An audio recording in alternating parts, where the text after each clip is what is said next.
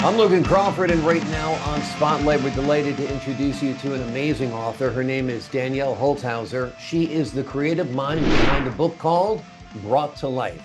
It takes readers on a thrilling journey with Vivian Stone as she navigates a life that is anything but ordinary, with a tantalizing blend of mystery, drama, and a touch of the supernatural. The author crafts a story of discovery, secrets, and the lengths one would go to find out the truth. We're delighted to have this very talented author join us here today on Spotlight. We thank the team of Atticus Publishing for helping us put her in the spotlight today. And we ask viewers like you to support writers like her by subscribing to our channel. Danielle, thanks so much for being our guest today on Spotlight. Thank you. I'm happy to be here. This is quite a book, very imaginative, very creative, very original. How'd you come up with the idea? So the idea first started senior year of high school in a psychology class when we were learning about telomeres and all things cells and everything, and the things that you can do to potentially extend your life. Mm-hmm. And that's where the themes of immortality come in. Yes. Okay, yes. So instead of being bored learning about telomeres, it sparked a creative spark in you and said, hey, maybe I can make a story out of something like this. It was a great idea. And Vivian Stone, are you Vivian Stone? Is Vivian Stone a little bit of you, a lot of you? Tell us a little bit about Vivian Stone.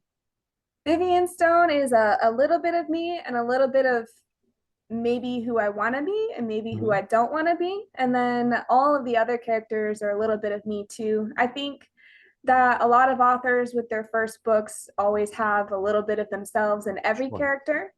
Vivian Stone is just kind of the character I want to see in some books. So I decided to write her. Wonderful. Let's give the folks at home the big picture. Tell them basically what the book is about. So basically, the book is about a young woman who is not so young. She appears to be in her 20s, but she's actually in her 80s. So it starts with a little bit of how she kind of came to be a character. So she was part of an experiment that her parents originated in how to extend your life or maybe seek immortality. But her parents were killed when she was 12, and so she became an orphan.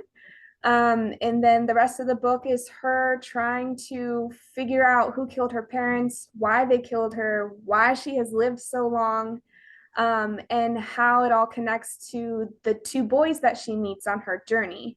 And they all get together and they try to figure out the mystery of why their parents were killed and who killed them. Very cool. It's such a cool story, very unique, very original. What do you think about life extension? Do you think eventually we're going to live forever for 150 years and still be, see, I want to live to be 120, provided I'm not like this, you know what I mean? If I'll make this, forget about it. If I'm healthy and strong at 120, I'll take it.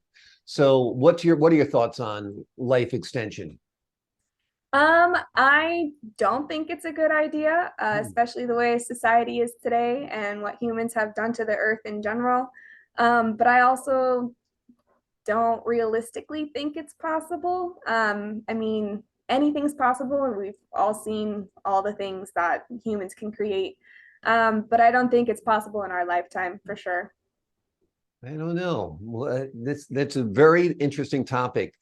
In this society that can build this, which is quite an amazing machine, I don't know. I think it's limitless potential, but who knows? I know it'd be a huge ethical issue. How do you sustain a world where everybody lives forever or lives 200 years? I mean, we're crowded as we are, right? Right. Yeah, interesting stuff. So talk a little bit about Vivian and how you wrote about her life, juxtaposing her daily activities with her hunt for her parental killers. So I'm the kind of writer who writes by the seat of my pants. I don't do a lot of pre-writing or plot creating or anything like that. I just kind of go with the flow. So she kind of developed gradually. And I think most of her character attributes were really developed in the final edits of the book when I decided that she needed to be more of a character and less of a trope, less of a Hmm. square, I guess. She didn't have a lot of depth to her in the beginning. But then as I was writing like the other two characters, Johnny and August, I realized that Vivian didn't compare and she needed more depth and she needed to be not necessarily likable, but to be relatable. Hmm. Yeah. Absolutely. Yeah, it's a tough job when you're creating a character who's flawed because you don't Right. want them so flawed that people don't like them because it's your, main part of your book. So it's a juggling act. Have you thought about bringing to life, brought to life on the big screen or in a series? I when I started writing it, I thought that it was going to just be a solo novel. I don't think I'm going to write a sequel or anything. As far as it being turned into anything film related, I'm open to the idea. Um, but of course, as my first book, it's not something you really think about because you Right. don't think it's going to happen to you, you know? You never know. You never know. Right. And most people, most writers' first books are their best books, I find. Yeah. Because you've got a whole lifetime of stories and ideas and people you've met and characters you can exaggerate and locations that are all brimming to be used. I think the second book, third book, fourth book are harder. Even if your writing style improves, the essence of the story, I think the first time out is usually the best. But you probably will prove me wrong by coming out with an even better book. Are you writing anything else right now? I am. I'm writing another novel. It's very different. Goes more into the supernatural and goes more into like an afterlife kind of exploration. Mhm. Um, but I'm also writing a lot of poetry and I'm applying for grad school. So I've got a lot on my plate. Okay, great. Are you going to pursue like an MFA in grad school or something? Yeah, MFA in creative writing. I'm thinking about maybe teaching it, but definitely want to sharpen my tools a little bit and get to know myself as a writer more. Exactly. And see where it goes. You might wind up a teacher and, wind up being a novelist. You know what I mean? So you could go either way. Right. You already are a novelist, but a novelist who Right. can support herself selling the novels. That's for sure. So, who would play Vivian Stone in your movie? Oh gosh. Um, I didn't think about it. Uh-oh. Um, Okay, let there's me a throw lot some of names great. out there. Jennifer Lawrence. Um, so many actresses are older now. I was thinking about Right. Margot, Nicole Kidman, maybe a young Nicole Kidman, maybe a Scarlett Johansson, Yeah. maybe Jennifer Lopez. I don't know. Maybe not Jennifer Lopez because she'd probably want to sing in the movie, and we don't want that. That's great. That's great. Awesome. Awesome. So, what would you like readers to take away? What would be the takeaway from your book that you'd like readers to have when reading it? That life is short and you shouldn't close yourself off to the people that love you, that the people that are around you.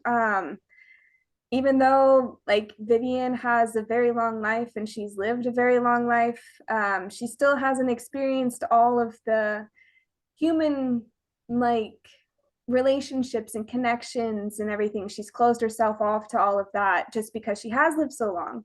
And I think as a writer and as an avid reader myself, it's important to recognize those connections and recognize them in real life and not just in books, and that they're important. Yeah, absolutely. Do you have a favorite author? What do you like to read? Or are you more influenced by film and TV? What's your inspiration? Ooh, I read a lot of different authors. I don't necessarily stick to one. I go to a lot of thrift stores, pick up a lot of books. That's great. But a lot of early kind of interest has been like The Lion, the Witch, and the Wardrobe. It's been there's a series called The Daughters of the Moon that I was really interested in. Hmm. I can't remember the author at the moment. The Nicholas Flamel series. Yeah, there's a lot of fantasy novels for sure. Are you like a lot of your generation where you've read Harry Potter like 15 times? I read it once and I read it for Okay. the first time 3 years ago. Wow. Okay, that's different. Okay. So I guess you can't find Harry Potter at the thrift stores. That's why. No. On too many people's shelves, that's for sure. Well, Right. this is a terrific book that tells a truly unique story and an original story. It is a book you won't want to put down. It is one that has been brought to life by Danielle, and it is highly recommended. The name of the book, Brought to Life, just in case I didn't get my pun there. Wonderful job, Danielle. Thank you so much for joining us here today on Spotlight. Thank you. My pleasure. And to the folks at home, I'm Logan Crawford, thanking you for your time this time. Until next time on Spotlight.